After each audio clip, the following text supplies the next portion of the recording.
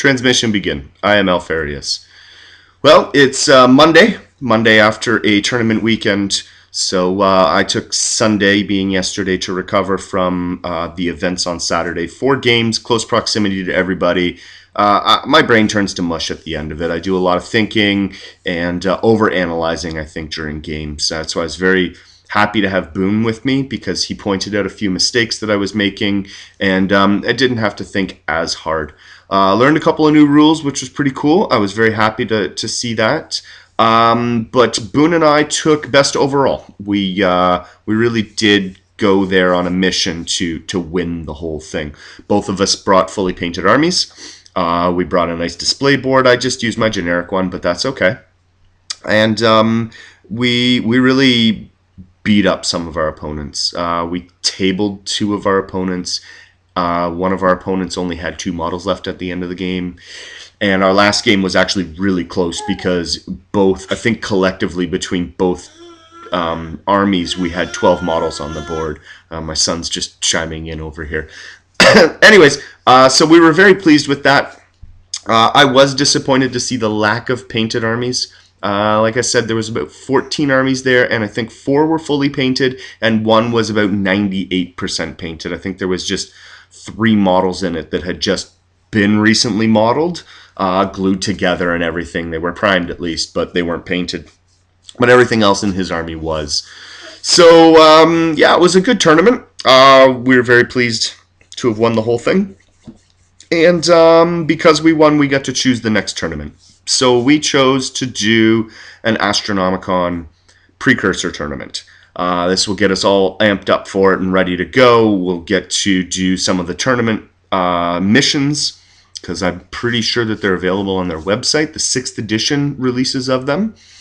Find out if our armies work well. We are going to make every effort to have it that if the model isn't painted, you can't play with it. It'll really depend on how many people we can get for it. We're aiming for anywhere between 10 to 14 players, because we can do 5 to 7 tables, I'm pretty sure. But if we can do it that only painted armies are going to be there, we're going to do that. I talked to Scary, and it just seems the way that we want to go. We really want to push people to get their armies painted, because I personally don't like, when I spend a lot of time on my painting, to look across and just see gray models. It bothers me a lot. Just put a little bit of effort, prime them, put 3 colors. They don't have to be outstanding. Just get them to the point where they're a tabletop standard. Learn how to dry brush, learn how to put some shades on it. YouTube is a great tool for this. This is where I do my shout out. Awesome paint job. Buypainted.com.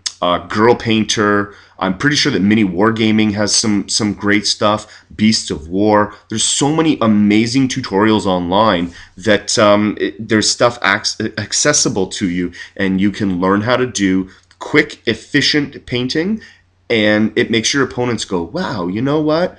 It looks good, and maybe pushes them to paint a little bit more. Anyway, so moving forward, I am playing a game, I'm pretty sure, Wednesday against Bob. He's going to be using the 6th edition Tau, and I'm torn between using Chaos or Loyalist. Talking with Boone on Saturday, I sort of came to the conclusion that if I'm cutting out demons from my army, now don't get me wrong, my Helldrake ruled. He did amazing. Ashbringer lit fire to everybody. It was amazing. I think over the entire tournament, he took about 2 hull points because his demon save was amazing, and he probably killed like 17,000 points worth of models. I'm obviously over-exaggerating, but he did really well. So it's going to be sad to see him go. But I just put together this Loyalist list just for S&Gs, and it looks kind of cool. I have no idea how it'll play, so I might run it. We'll see. The Chaos list is, I think I'm pretty stuck on what I'm doing right now. So it's going to be Lord on a Bike with Mark of Corn, Axe of Blind Fury, Melt-A-Bombs, and Sigil of Corruption. He will be accompanied by 5 bikers with Mark of Corn. 2 of them will have Melt-A-Guns. The champ will have Power Sword, Melt-A-Bombs. There'll be 3 tactical squads, just Chaos Warrior squads. 2 of them will have, or 1 will have double Melta, Champ will have Power Sword, one in Rhino. One will have Double Flamer. Champ will have Power Sword in a Rhino. And one will have Missile Launcher Flamer. Champ with a Power Sword in a Rhino. There'll be 2 Mauler Fiends, my Helldrake, and 4 Chaos Terminators with Combi Plaz. That's a pretty standard build for me right now. The Loyalist Marine list looks a little bit different, and I'm kind of intrigued to see how it would play. I am going to keep the Lord on a bike. I'm going to magnetize him so that if I choose to go Loyalist or Chaos, I can do either one. But he'll have Storm Shields and Thunderhammer on a bike. I couldn't free up the points for the Artificer armor, although it would be kind of cool. He'll be with a 5-man bike squad. My son likes this one, obviously. He'll be with a 5-man bike squad with Melt-A-Guns. Champ will have a Power Sword, Melt-A-Bombs, and their troop choice because the captain is on a bike.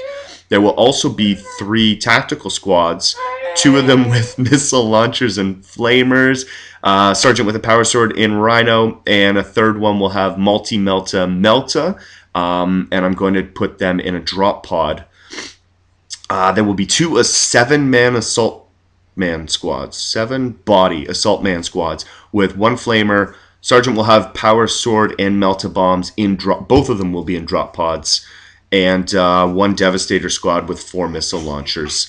So I'm not sure which one I'm going to try yet. Doing the Loyalist one, I'll probably have to pick up some more models. I think 1 drop pod and a few Marines. By a few, I mean I'd probably be making a Forge World order, which I didn't want to do, but it might happen. I think my son likes this one a little bit more too. So anyways, those are my sort of input ideas. The lists, any suggestions on which way I should go, I'd be greatly appreciated to that. For the Chaos list, I basically have to complete a 6-man bike squad, which I'm in the works of right now, and a 10-man tactical squad, quote-unquote tactical squad, my apologies. And for the Loyalist Marine, I'd have a buttload of painting to do. I'd have 30 tactical Marines, 3 drop pods, Devastator squad, and the 6 bikers, which are basically in the works. But if I do a Forge World order, I'm getting Outriders. Astro's July 20th, 21st, so I'd have a lot of painting to do, but it might be worth it. Anywho, this has been my Monday report. I'll get back to you guys on Friday and sort of let you know how my game went and how the week went with painting. Next week, I'm going to try and do a battle with Skari, and so I'm going to push to get 1,500 points of my Chaos done at least, and do a fully painted 1,500 point and see how my Chaos does against his Coven. And I look forward to playing against Tau and a week of painting. So anyways, you guys have a great week. We'll see you on Friday. Remember to wear your red, and I'm Alfarius, transmission end.